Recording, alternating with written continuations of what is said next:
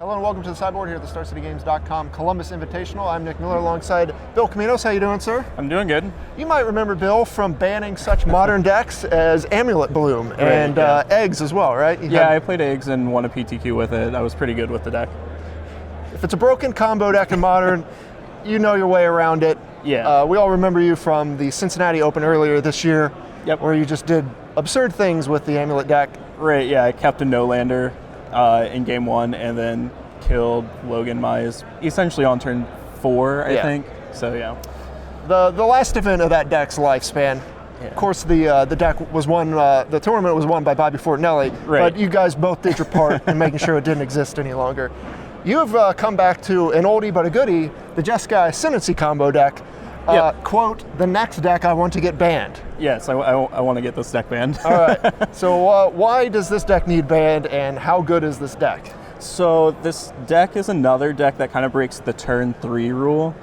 You can actually win on turn 2 if you start out with a bird or a noble hierarch, and then you can cast Jeskai Ascendancy with a Gitaxian Probe to untap your mana creature, and then you can start casting a whole bunch of 1-mana cantrips. Eventually you'll mill over a Fate Stitcher, and you can unearth it, bring it back, gain more mana, and cast more spells. Right.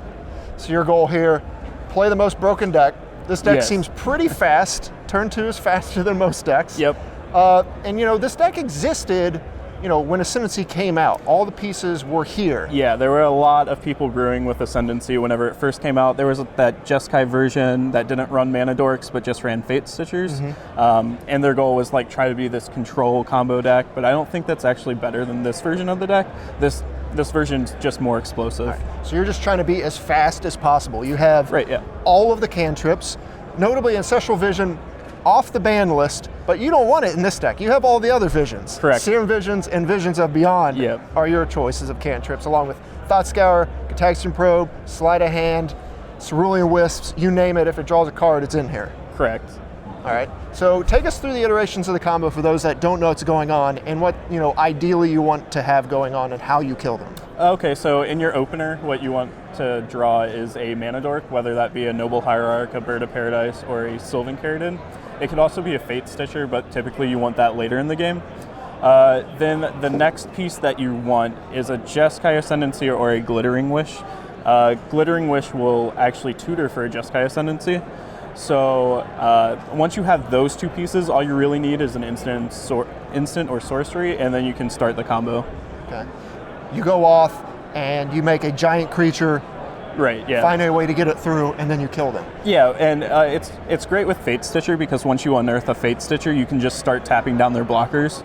So if they do have blockers or if they have mana up and you think that they might have something, Fate Stitcher will just eventually tap them out, and then you can swing in for lethal. Now we've seen decks like this kind of try all these other win cons too. There's been the Ascendancy Gifts decks. Right, I think I've seen people try to do a Storm variant. There was a Gifts Ungiven for Unburial Rites with Iona and Elish Norn. There's also a Pyromancer's Ascension version of this deck, which has I haven't really figured out how that one wins. I think you have to get counters on Pyromancer's Ascension and then Lightning Bolt and copy it a bunch of times, but yeah. Nonetheless, why is this the best version? It's explosive. It can win on turn 2. Typically it wins turn 3, turn 4. And in this format, people just don't expect it. I played against an Elves player last round, and he had turn 4 wins, but I killed him on turn 3 on the draw both games. So doing what you do.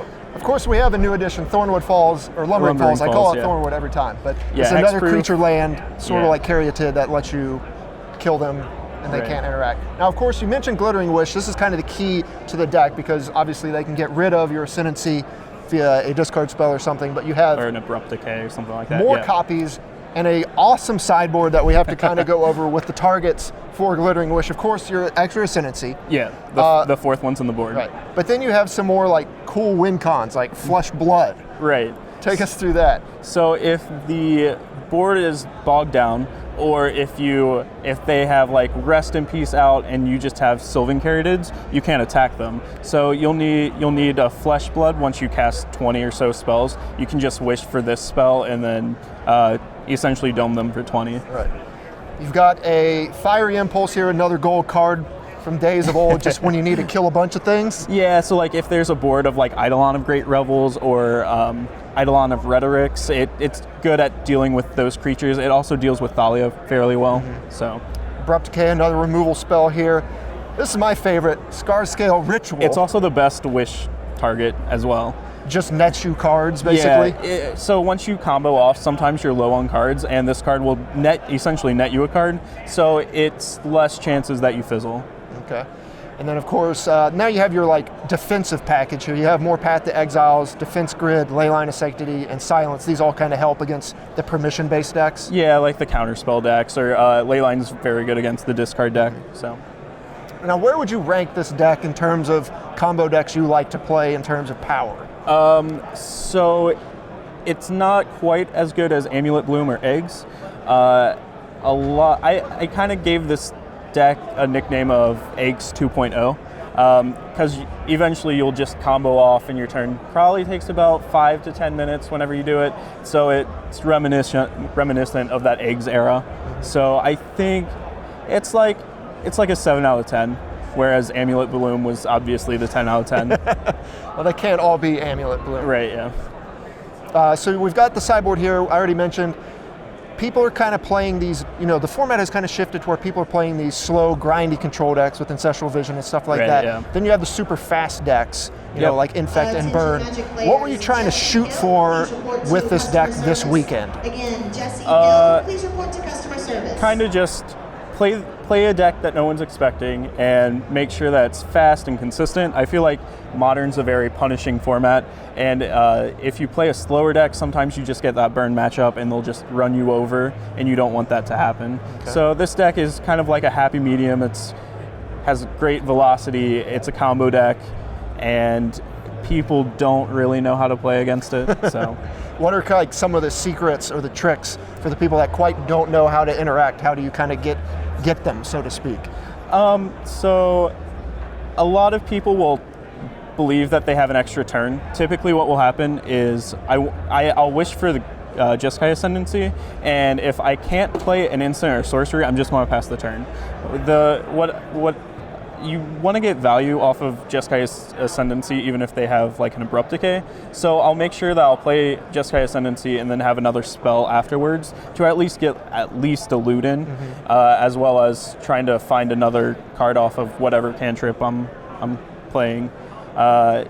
So a lot of people think that you just have to answer one Ascendancy. There was a situation earlier in this tournament where a guy had a negate, and I essentially just played draw go until I found a defense grid, played a defense grid, and then cast Jeskai Ascendancy, he negated it, and then I cast another Jeskai Ascendancy, played cantrip, and then just killed him in that same turn. So a strategy can be against the control decks is just to kind of go just kind of draw go with them, then find the explosive turn and go for it that way? Yeah, and typically control decks don't have a whole lot of cards that are good against my deck, so they'll end up having to discard, like say a Snapcaster Mage whenever it could have been a beater.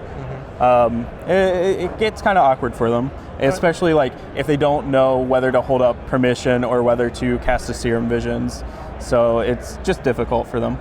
Plus you have the threat of just killing them on the second turn or third turn. Right, yeah. If they play a Creeping Tar Pit, then they might just be dead. All right, well, we'll see what you can do this weekend in terms of getting another deck on the radar of WotC and the folks that are in control of that kind of stuff. Yep, but I hope so. 2-0 in Modern so far. 2-0 in Modern. So the deck's looking great. We hope to see you more. You're XO1, right? XO1, yeah. All right, so you're killing them. Billy, thanks for joining me here in the sideboard. Thanks. Stay tuned to StarCityGames.com all weekend long for the action here in Columbus.